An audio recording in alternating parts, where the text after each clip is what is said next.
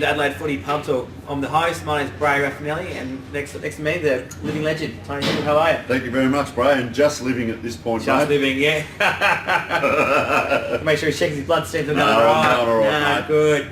And the man, the myth, Luke Hosie. How are we, mate? Hello, Bray. How are you, mate? Always a pleasure. I'm next to you, Hose. So we'll crack straight into the A4. We're just going to talk A4 tonight in this segment. So another upset. It's been upsets galore so far as we can go on down the divisions. Smosh West Lakes finished top there.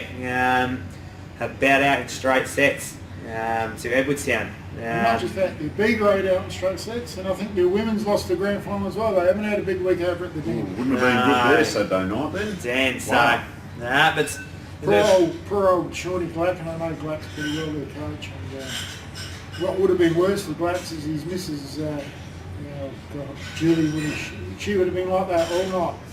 Oh. I'll leave that to you down that end, Luke. We'll come back to the footy here. Yeah, we got.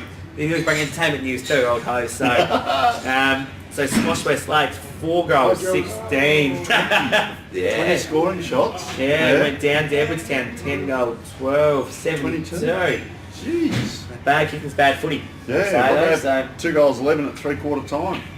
Jesus God. Early in the year, they would get themselves out of jail by about Couple one or points, two, yeah, they won. about Really? 4 games in a row. And It reminded me of the Port Power 70. They were very similar. They just won a couple of games, under 10 points. So, yeah, that was a bit of an upset for me anyway. That was at home too, Smosh West Lakes. So they obviously went in the double straight sets in both If of they'd them. kicked 16-4, they would have belted them off the park, wouldn't they? 100%. Have a look at that. 100%. So, Jeez, oh well, we can't dwell on it. I know what it's like to lose a final as a coach, so we shall move on. well, look, credit to them, they flipped around. They were nearly, if Piranha didn't go down out of here through lost points, Smosh would have gone down to A5. they were that close to being an A1. Yeah. Because back in 2014, Portland, we played them in a qualifying final, and they had 3 goals in front of three. They were at 3/4 time, Yeah. and then a big fight started, and Big goals open up there, big ruckman. they didn't actually go at the footy in the last quarter. They kept wanting to carry on, and our boys went for the Mine was ball, taken and off it. we Yeah. ended up winning, and we probably should have.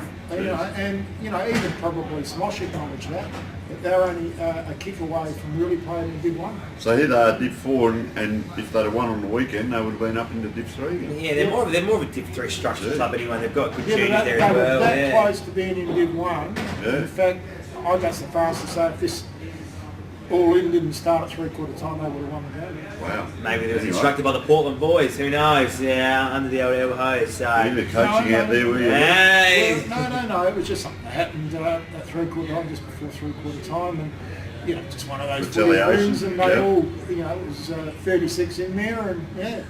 Oh well, let's come back to this game Yeah, then, the prelim. so the goalkeepers for Smosh D, Oliver with 2, Morgan Clark with 1, and Sam Fairclough also won the Div 4 medal too. Yeah, you did too, yeah. And then best players S. Thomas, K. Thomas, M. Harper, Z. Beacon, and N. Brown. And it was Well, the leading Yeah. goal scorer for Edwardstown is Jay Holiday, and I bet you he's not going on one this week. No, There's a little one he's for you. had to rebook that one, I reckon, Yeah. the Bali trip. So With all due respect. B. Roberts, would that be Josie, Jose? Jose? Jose? Jose, there's a bit more ethnicity in there. A. Richardson, A. Parsons, S. Dean, and J. Salt. Best players S. Munn, G. Cornish, R. Byrne, J. Horgan, B. Roberts. Is that the Munn from West Adelaide, is it? No, I don't think so. I think Right, he's no.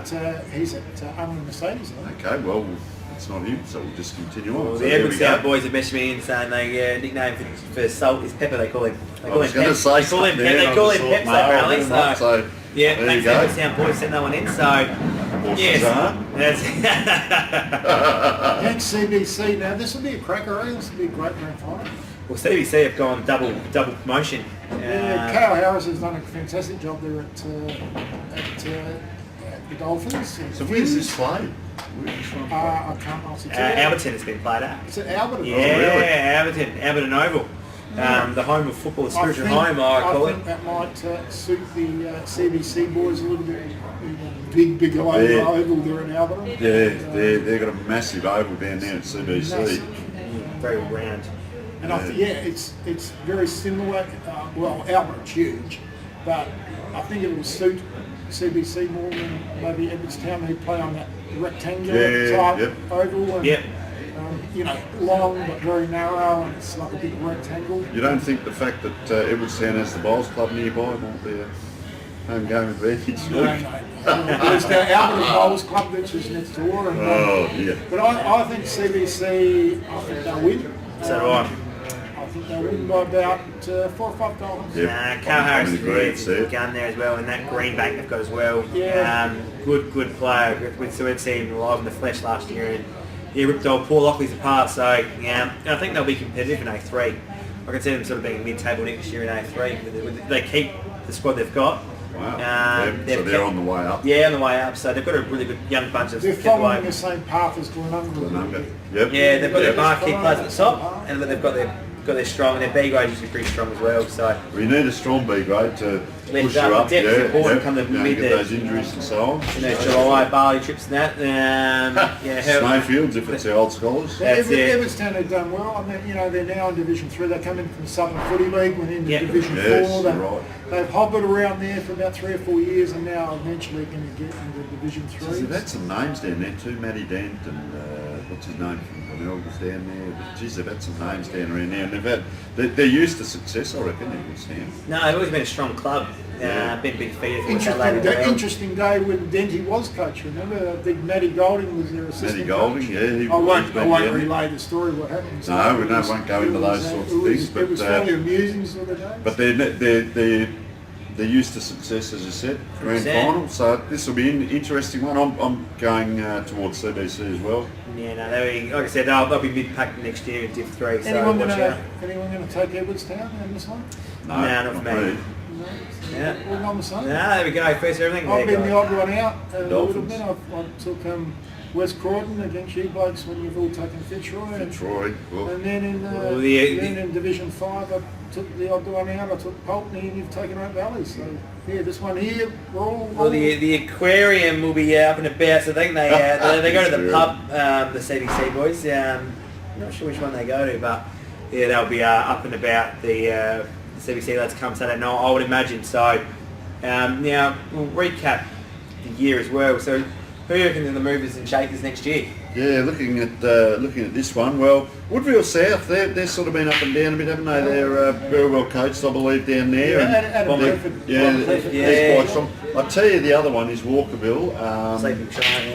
Because they kept going down, and then Weeds got hold of them this year and steadied the ship, and they played finals. And spoke to him a few weeks ago. They've got a lot of lads from Aquinas College that are country lads and know how to play footy and that. So St Anne's, they got 2 from there. Yeah, they're chock-a-block full of players from the country. They come down from the country. Yes, and Weed's a country lad. I wouldn't be surprised if they just sort of built on the back of that very much. So he knows his way around football as well. Kilburn, well, we don't know what's happening there. Mitcham has sort of been around the mark, haven't they? Pembroke, they've been up and down. They'll be around. Yep, and then Piranha and Colonel Light Gardens going down. Just once again, Piranha, I'm going back a long time, but geez, they were so strong back in the old SAAFL days and that. Yeah. And, you know, you sort of go back and you look at where they're at now, and some of these clubs are finding it hard to survive. You've got, Green Acres, Ingle Farm, Jeps Cross up there, Piranha, Para Hills the other way, restarting again. So there's a lot of clubs down in that area that are all close. And if you look after your players, we often say, if you took the money out of it, what does your club offer when you go out to recruit players? And it has to be the coaching, the environment, the culture, and so on. That's a great thing, actually. And so you've got to look at these sort of things. After that, they're only after what's yes, I agree. But if you take that out of it, what else does the club offer? So it comes to a stage there'll be more than money. It has to be either employment or money, and the environment. The first thing you speak to, half of them say how much, and then I cringe when I say that, and you almost turn off.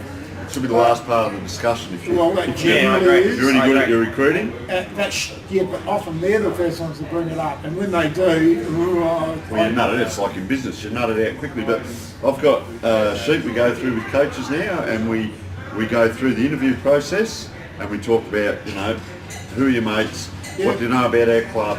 There's about 10 criteria on that sheet, that we go Money through. should be the Where do you need help away from the club? Because a lot of coaching now is about life skills or other people at the club, careers, studies, whatever it might be. And I know what you're saying, Luke, but I go the other way. We know that the money is a big one, but go the other way and say, okay, if you took that out of the equation, where else can we help players? So you've got 4 or 5 clubs fighting for that. We won't mention who, but earlier this year, I sent someone who you know and I know to a particular club, and this coach found him a job and worked with him to find him a job as well as play football. So he probably got a few dollars to play footy, but he helped him with his job and things like that. So it's a matter of trying to help. How did you go with that, Bray? Anyway, you still got employment? Yeah, that's it. But yes, And quick plug for the sponsorship lines too, that one. Yeah, that's what I'm saying, the culture. It's about trying to help them with their job, being interested in them as a person rather than just exactly. all People those skills, things. man management. And this particular coach did that with his, but when we don't have to mention names of who. No. But yeah. But anyway, the gist of that was those clubs and coming back to Piranha with 4 or 5 clubs around you now. Okay, what are you going to do for your players besides the money? Not saying Piranha themselves, but those 4 or 5 clubs. So they're unfortunately going down. Pembroke Old Scholars, another club that I've coached They were at. in A3 only a couple of years ago. Yeah, and it just scraped in, staying, finished 7th on the ladder, and they've been up and down. They've had some great coaches. I think Cunningham was one that was there, and of course there's been many other ones, and they've had success. But they're fighting now. They're fighting for their spot in A4 and clawing and hanging on. But always some good lads coming through the Old Scholars coming through there. It's a free recruitment there. So. Yep. So I'd like to see Pembroke get up as well. So A4 might be interesting next year, and see who's coming down from A3 as well. So I think Piranha will do quite well. Yeah, and they usually do quite well when they drop back down to A5. Yeah. So they're a little bit class above. Ditz is great. So I mean, he's a Big Robbie. Yeah, he's a fantastic footy man. So I'm sure Ditz and they wouldn't be there too long. Yeah. He's been there a long time, Ditz. So he'll enjoy it. Okay, well thanks for watching, and tune in next one. See you next year.